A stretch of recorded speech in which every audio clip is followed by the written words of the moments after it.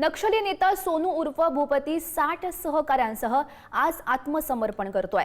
सोनू उर्फ भूपती 60 सहकाऱ्यांसह कार्यक्रमाच्या ठिकाणी दाखलही झालाय। अगदी काही वेळातच मुख्यमंत्र्यांसमोर आत्मसमर्पण ते करतील। जानेवारी महिन्यात भूपती यांची पत्नी देखील आत्मसमर्पण तिने केलेलं होतं। सुरक्षेच्या दृष्टिकोनातून पोलिसांचा परिसरात चोख बंदोबस्त तैनात करण्यात आलाय। गडचिरोली जिल्ह्याच्या इतिहासात पहिल्यांदाच एवढं मोठं आत्मसमर्पण केलं जाणार आहे। आणि या संदर्भात अधिकची माहिती जाणून घेऊयात। आमचे प्रतिनिधी जितेंद्र शिंगाडे सध्या आपल्यासोबत आहेत। जितेंद्र, खरं तर आतापर्यंतचं हे सगळ्यात मोठं आत्मसमर्पण म्हणावं लागेल। सध्याची काय तिथली परिस्थिती? नक्कीच गौरी, जे नक्षलवादी इतिहासातील ही सर्वात मोठी आत्मसमर्पणाची घटना म्हणावी लागेल। कारण 70 वर्षीय भूपती त्याच्या 60 सहकाऱ्यांसोबत आज गडचिरोलीच्या या पोलीस मुख्यालय परिसरामध्ये आत्मसमर्पण करणार आहे। आणि या निमित्ताने भूपती असेल किंवा त्याचे इतर 60 सहकारी आहेत, ज्यामध्ये महिला नक्षलवाद्यांचा देखील समावेश आहे, ते आता इथे पोहोचलेले आहेत।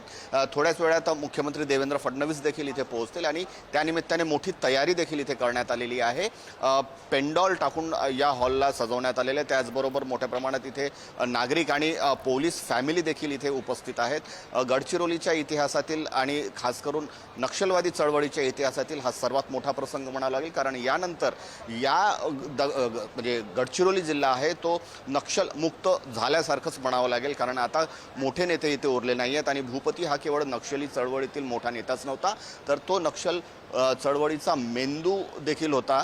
तो अनेक कारवायांना त्यांनी भूतकाळात जे आहे ते क्रियाशील केलेलं होतं आणि त्या संदर्भाने हा मोठा असा प्रसंग म्हणावा लागेल। आणि थोड्याच वेळात आता मुख्यमंत्री देवेंद्र फडणवीस इथे पोहोचणार आहेत। त्यानिमित्ताने आता इथे मोठा कार्यक्रम होणार आहे आणि भूपती सोनू भूपती आणि गेल्या 40 वर्षापासून 50 वर्षापासून जो इथे नक्षली चळवळीचा पाया म्हणून इथे रुजलेला होता, तो आज आत्मसमर्पण करणार आहे। त्यामुळे आता ही नक्षल चळवळ संपुष्टात येण्याच्या मार्गावर आहे। कारण ज्याप्रमाणे केंद्रीय गृहमंत्री अमित शहा यांनी मार्च 2026 पर्यंत पूर्ण नक्षलमुक्त करण्याचं अभियान राबवलेलं होतं, त्या अभियानाला या माध्यमातून बळ मिळाल्याचं दिसून येत आहे।